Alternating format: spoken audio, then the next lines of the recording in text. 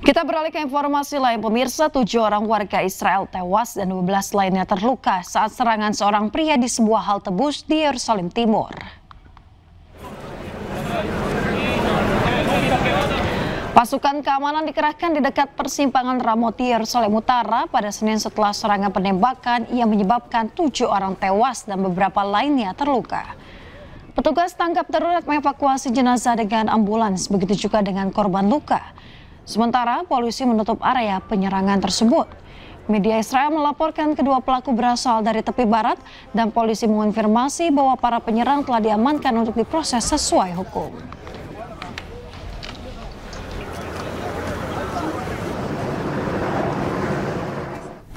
Militer Israel terus membombardir bangunan yang masih berdiri di Gaza dalam upaya mengusir 1 juta warga Palestina dari Gaza.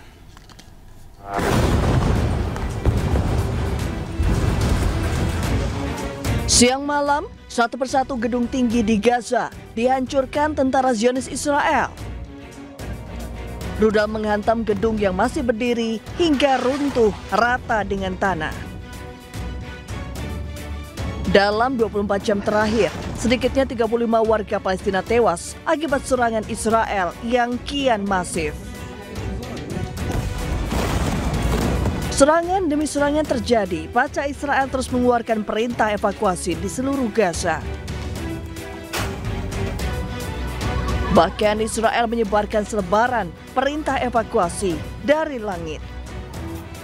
Ini menjadi salah satu rencana Israel mengusir 1 juta warga Palestina dari kota Gaza.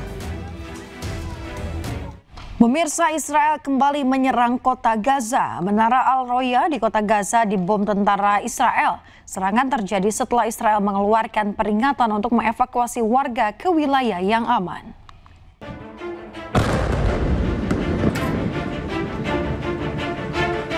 Gedung apartemen Al-Roya di kota Gaza hancur dibom Israel. Ledakan besar terjadi usai Israel mengeluarkan peringatan untuk mengevakuasi warga ke beberapa wilayah aman. Tidak hanya menghancurkan gedung, tenda-tenda pengungsian di sekitar gedung juga ikut hancur. اتدمرنا يا عالم طلعوا فينا هنا اولادنا راحت كل حياتنا راحت دمرنا حسبي الله ونعم طلعوا فينا يا عمي ايش ضل ايش صار شو هذا صارت الحياه راحت معناه ايش عم ايش اقول لك ايش صارت مش قادر ايش eقول لك في شعبنا ارتمينا في الشارع يا عمي ارتمينا حسبي الله ونعم الوكيل على الظلمه. Sementara militer Israel mengklaim bahwa Hamas telah mengumpulkan dan meletakkan alat peledak serta menempatkan titik-titik pengamatan di dalam gedung Al-Roya. Eksodus warga Palestina dari Gaza Utara berlanjut selama akhir pekan sebagai tanggapan atas militer Israel untuk mengevakuasi daerah Gaza Utara menjelang perluasan serangan darat.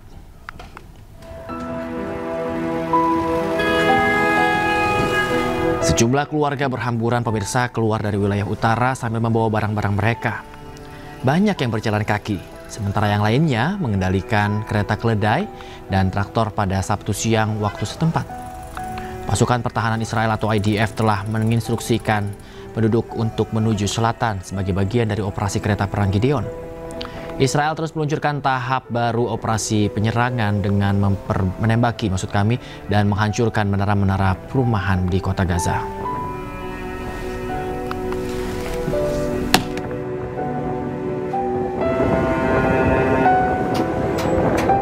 Pemirsa, sebuah kapal yang tergabung dalam rombongan kapal pembawa bantuan kemanusiaan ke Gaza, yaitu Global Samad Flotilla, dilaporkan terkena serangan drone milik Israel pada Senin malam.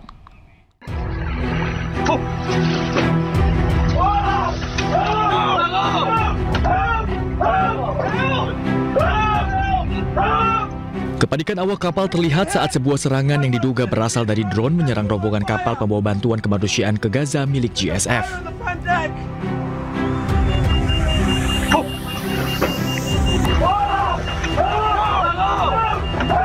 Para penumpang yang berada di dalam kapal panik, berlarian sambil berteriak minta tolong karena telah diserang. Di sisi kapal terlihat mengeluarkan api.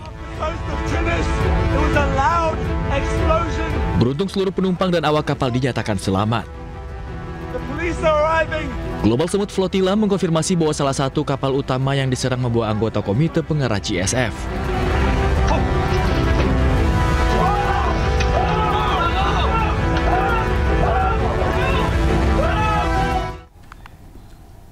Pelapor khusus PBB untuk Palestina, Francesca Albanese, mengklaim adanya ancaman terhadap armada Global Smooth Flotilla saat menuju Gaza berasal dari Israel dengan serangan pesawat tak berawak menghantam salah satu kapal saat berada di perairan Tunisia.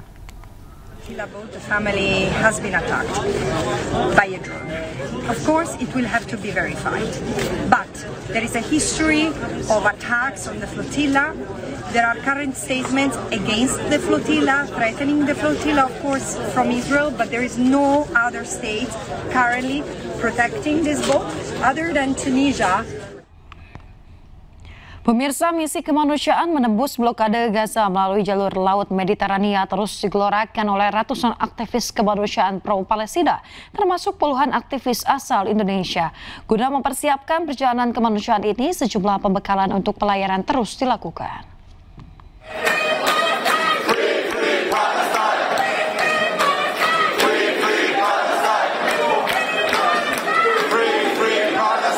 Pelayaran maritim dalam misi kemanusiaan Gaza tercatat sebagai misi kemanusiaan terbesar sepanjang sejarah.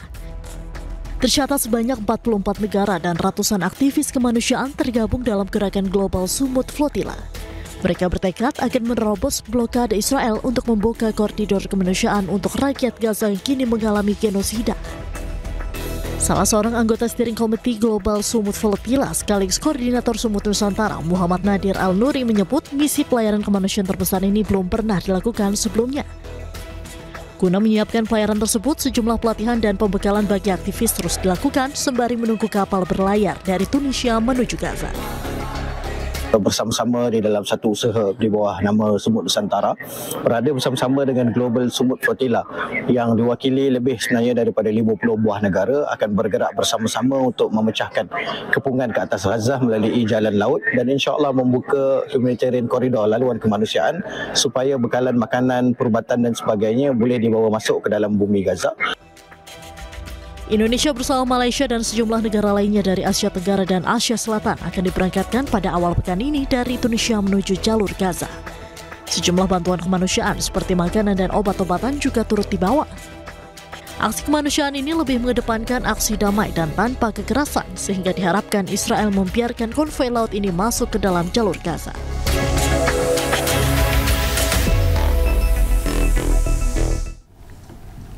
Serangan udara Israel menghantam ibu kota Qatar, Doha. Serangan menargetkan para pejabat senior Hamas yang berkumpul untuk membahas proposal gencatan senjata Amerika Serikat terbaru untuk Gaza.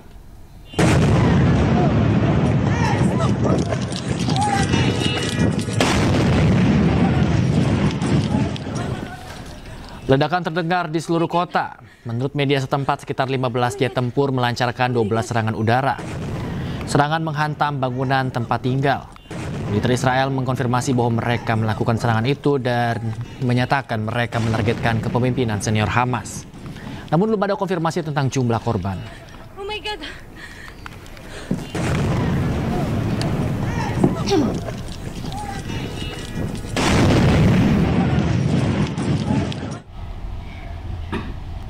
Pemirsa, sedikitnya 19 orang tewas dan ratusan lainnya terluka saat bentrokan antara pengunjuk rasa dan polisi di Kathmandu, Nepal.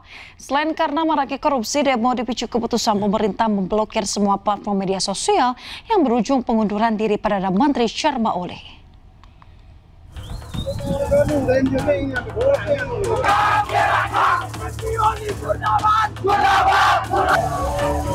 Kerumunan mengunjuk rasa melemparkan benda-benda ke arah polisi anti huru-hara saat barisan menuju gedung parlemen.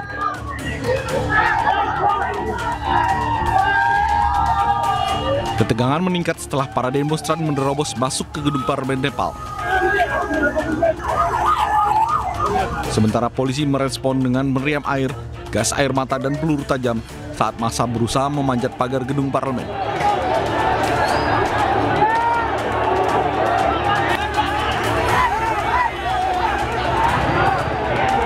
Lebih dari 100 orang, termasuk 28 petugas polisi dirawat karena luka-luka.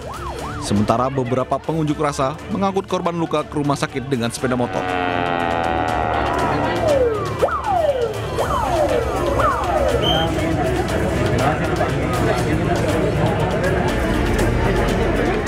Asap besar menutup Bandara Internasional Tribhuvan di Kathmandu pada hari Selasa. Karena kebakaran yang terjadi di tengah meningkatnya kerusuhan dan pengunduran diri Perdana Menteri.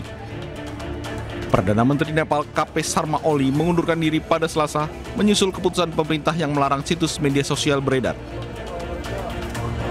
Otoritas penerbangan Nepal mengeluarkan keputusan untuk menutup penuh bandara internasional akibat protes anti pemerintah di lembah Kathmandu. Pasukan nasional dikerahkan ke bandara untuk menjaga keamanan.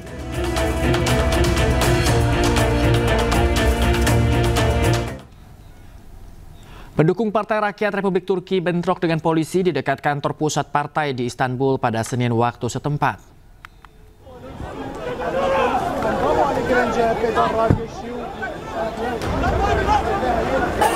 Para pengunjuk rasa berkumpul dan berhadapan dengan polisi dengan meneriakan hak hukum, keadilan dan meminta mundur Presiden Tayyip Erdogan. Bentrokan terjadi setelah petugas menghalangi mereka berkumpul untuk memprotes putusan pengadilan yang memecat pimpinan partai. Protes tersebut berujung rusuh hingga membuat keramaian dan polisi mengamankan beberapa pengunjuk rasa. Sebelumnya Wali Kota Istanbul, Ekrem İmamoğlu, ditangkap bersama sekitar 100 orang lainnya atas tuduhan termasuk korupsi dan terorisme.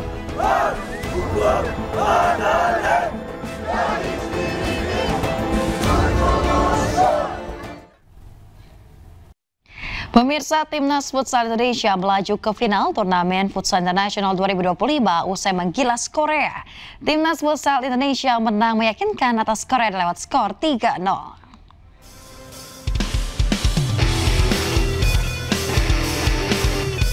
Timnas Futsal Indonesia berhasil menggilas Korea Selatan dengan skor 3-0 dalam pertandingan semifinal yang berlangsung di Sangjuang College Sport China. Tim Futsal Indonesia tampil agresif sejak awal laga dengan serangan bertubi-tubi ke pertahanan Korea Selatan. Terus menggempur pertahanan Korea Selatan, tim Futsal Indonesia membuka keunggulan melalui Muhammad Fajrian pada menit ke-8. Unggul 1-0 membuat permainan Indonesia kian percaya diri. Memasuki babak kedua, tim Futsal Indonesia berhasil menambah gol melalui Muhammad Fatur Rahman. Tendangan keras jarak jauh Fatur Rahman mampu merobek gawang Korsel. Tekanan semakin berat bagi Korea Selatan usai Andreas Dwi mencetak gol ketiga bagi tim Futsal Indonesia jelang akhir pertandingan. Gol Andreas sekaligus mengunci kemenangan telak 3-0 tim Futsal Indonesia atas Korea Selatan. Kemenangan ini membawa tim Futsal Indonesia melaju ke final dengan catatan manis, yaitu belum terkalahkan sepanjang perjalanan di ajang GFA International Turnamen 2025. Di final, Timnas Indonesia bakal menantang Denmark untuk menentukan gelar juara. Pemirsa, seorang oknum kepala bidang Badan Kesbangpol di Buton Tengah, Sulawesi Tenggara terjaring operasi tangkap tangan yang digelar Satuan Reskrim Polres Buton Tengah. Pelaku ditangkap sesaat setelah mengambil uang senilai 59 juta rupiah dari dana Paskibra pada HUT ke-80 kemerdekaan Republik Indonesia.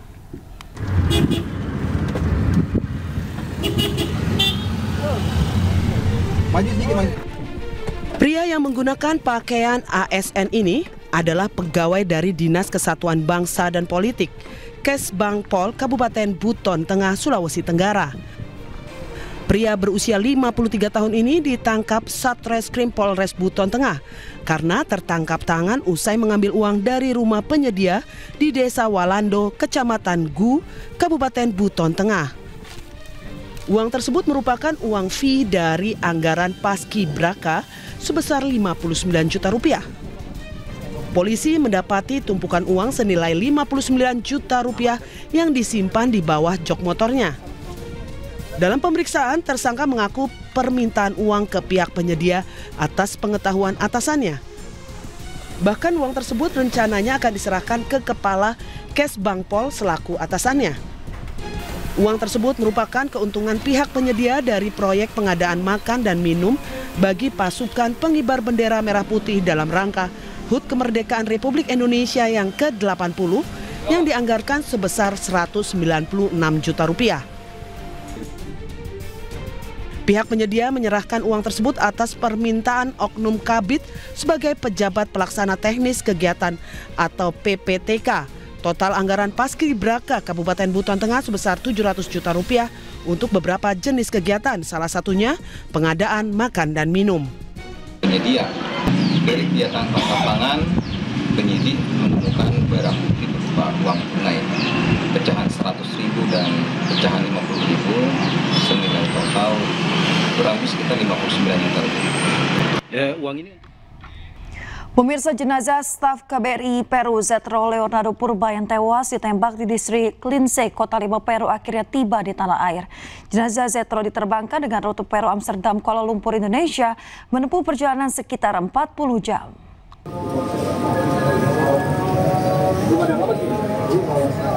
Isak tangis keluarga mewarnai kedatangan jenazah staf KBRI Peru Zetro Leonardo Purba di Terminal Kargo Jenazah Bandara Soekarno-Hatta, Tangerang, Banten pada Selasa malam. Zetro tewas ditembak di distrik Lince, Kota Lima, Peru. Jenazah diterbangkan dengan rute Peru, Amsterdam, Kuala Lumpur, Indonesia dan menempuh perjalanan sekitar 40 jam. Sebelum dibawa ke rumah pribadinya di Ciputat, Tangerang Selatan, jenazah Zetro Leonardo Purba lebih dulu dibawa ke rumah duka Santosa di RSPAD Jakarta. Setelahnya dilakukan serah terima antara Menteri Luar Negeri dengan keluarga. Dari Tangerang, Banten, Hasnugara, iNews melaporkan.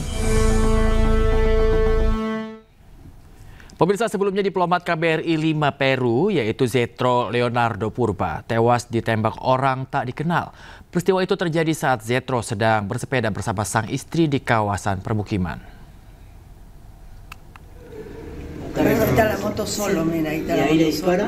Media Peru melaporkan aksi penembakan di wilayah distrik Lince pada Senin waktu setempat. Dalam laporannya, terdapat korban jiwa seorang pejabat diplomatik Kedutaan Besar Indonesia di Peru. Korban atas nama Zetro Leonardo Purba ditembak 3 kali oleh orang bersenjata beberapa meter dari apartemen yang ia sewa bersama istrinya. Usai ditembak, Zetro dibawa ke klinik Javier Parado. Namun, dokter menyatakan diplomat itu meninggal saat berada di klinik.